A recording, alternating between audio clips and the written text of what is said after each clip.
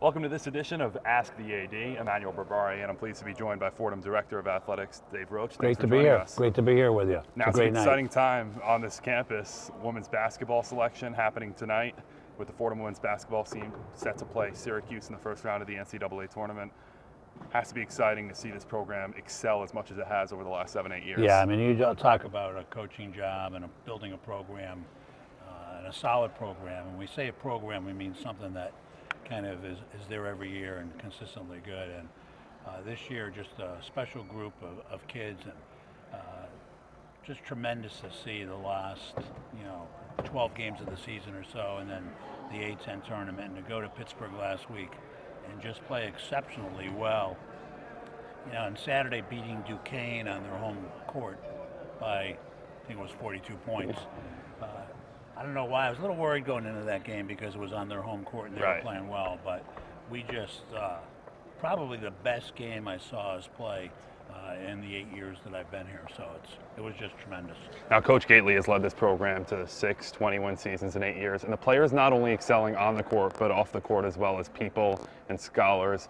Does she kind of set a great bar of how each program on this campus should aspire to be? Yeah, I mean, there's an expectation, and obviously Coach Gately sets that expectation by how she does things, how she acts herself, and what she asks of our student athletes. And obviously, the kids on the team really pick up on that, and there's a certain way, I guess you could use the term the Fordham way when it comes to women's basketball. And our student athletes are great ambassadors off the court. They play really hard, great defense, and they're just a great group to watch and be associated with, and proud to say that we're a little part of that. Fordham way, the men's basketball season just concluded. The team went 3-15. Now there are some swirling rumors surrounding the future of this program, its leadership specifically moving forward. How can you address those rumors? Yeah, we live in an interesting time. I'm old enough to kind of started my career before cell phones and emails. You probably don't remember those times. But it is interesting with social media and people trying to feel like they're the ones that break some news, even when it's not news and it's made up. And I'd be the first one to say, and I think our coaches would say the same thing, that the season didn't go as well as we had hoped. But we're a young team with a good core of people. We're going to add some people to that, and we look forward to the future, and Jeff Neubauer and his staff coming back and leading our program, and we hope to get this thing going next year. Now, part of Jeff Neubauer and his mission kind of resonates with you to lead this program into brighter times moving forward. Well, I think first of all, Jeff can really coach. It's a term used a lot in basketball, and he can really coach. He knows the game. He can come up with a great game plan, and I probably spent 10 to 15 minutes at every practice probably over the last month or so, and I see what goes on a daily basis. And I think that keeping everybody together, keeping everybody positive, that we could do some nice things in the future. Has a couple more years left on his contract. Does this kind of go along with seeing the contract out to the end, kind of finishing what you started? Well, I never really discuss contracts. Right. And it's really kind of, as I say, what I see on a daily basis, where things are headed, kind of get a feel for what our student athletes are like and how they interact with our coaching staff and everything. And I feel good about, what's going to happen here in the future. Now, moving over to the spring sports and what's going on there, you have the baseball and the softball teams about to get underway. And last couple of years, it's become very apparent how great the softball program has been. 6 straight Atlantic 10 titles, 8 NCAA tournament appearances this decade. But this year, Melissa Inuai, new head coach, replacing Bridget Orchard. What kind of stuck out to her to continue this Fordham tradition? Well, I think that when Bridget decided to go to Villanova, her alma mater, and hated to see her go, happy for her, or something that she always wanted to do with Villanova, where she played softball herself. And with Melissa, we kind of see things continuing. She had experience at Fordham. She did a really nice job at Iona. Has a great demeanor with our student athletes, and I just see us being able to build on the success we've had over the last 8 years or so. Kevin Lee.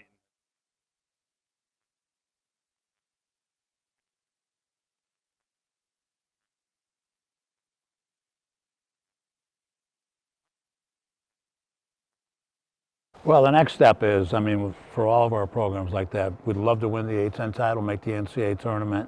And I think that Kevin has done a really nice job of building a program with patience.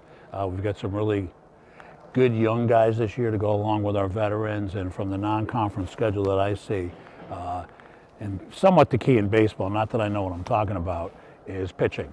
And I think we got a good core of pitchers this year.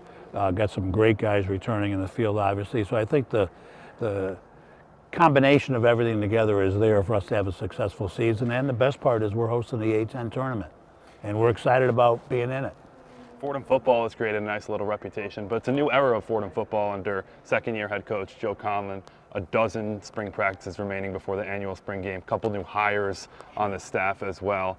Do you think this team can kind of flip the script and get back to the top of the Patriot League this year? Yeah, I mean, I really believe that. I think we've had a great recruiting year. And we really weren't that far away last fall from winning 3 or 4 more games. There were a lot of close games, whether it was the Bryant game we lost in the last second. I thought Central Connecticut, Lafayette, and some others. So we're right there, and I think that Coach Conlon, if he were here today, would say they had a really good recruiting year, filled a lot of the needs that we have, offensive line, and feels we're going to be really strong on defense with some of the additions there and some of the returners. So I feel good about where we're headed in football, and it's kind of interesting to note that when we had the great run under Coach Moorhead, it was hard to schedule non-conference games.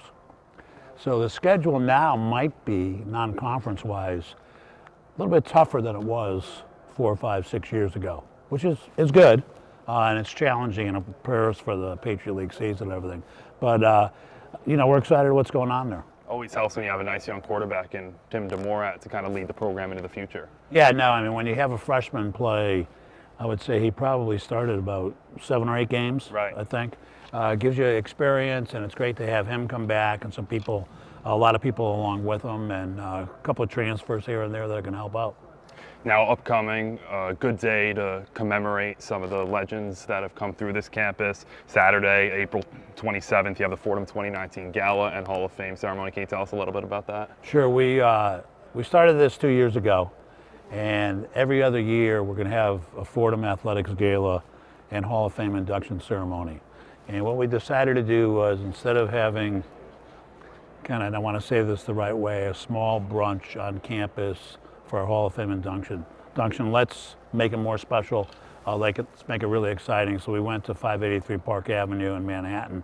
And this Saturday, April 27th, expect to have a turnout of 450 to 550 people to honor past Hall of Fame inductees, our current class that's going in, and give out the second annual Victory Bell Award. So it'll be an exciting night and a great night to celebrate Fordham Athletics. Now you look at the future of all the programs, specifically the ones inside this Rose Hill Gymnasium. You hear a lot of questions about what improvements the athletic department can make in terms of facilities. What do you look at moving forward? And one of the reported improvements is a new floor inside this Rose Hill gym. So what can we look for in that? Yeah, I mean, kind of as the saying goes in intercollegiate athletics, if you think you have it all and you stand pat, you fall behind. So you always need to be saying, what can we do to improve our facilities, improve the student athlete experience? So this summer, we will close the Rose Hill gym a few days after graduation and open it up beginning of October, and we'll put a whole new playing surface down here in the Rose Hill gym, which will be quite an improvement. There'll be a lot more resiliency for our student athletes. Hopefully it'll be better for their legs and all their lower body joints and everything, but it should be a great improvement.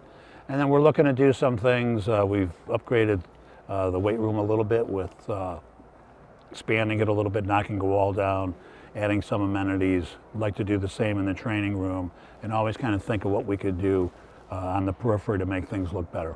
Should be an exciting summer. Thanks for joining us. Thank you. It's great to have you, as always. This has been Axe the AD. Thanks for joining us.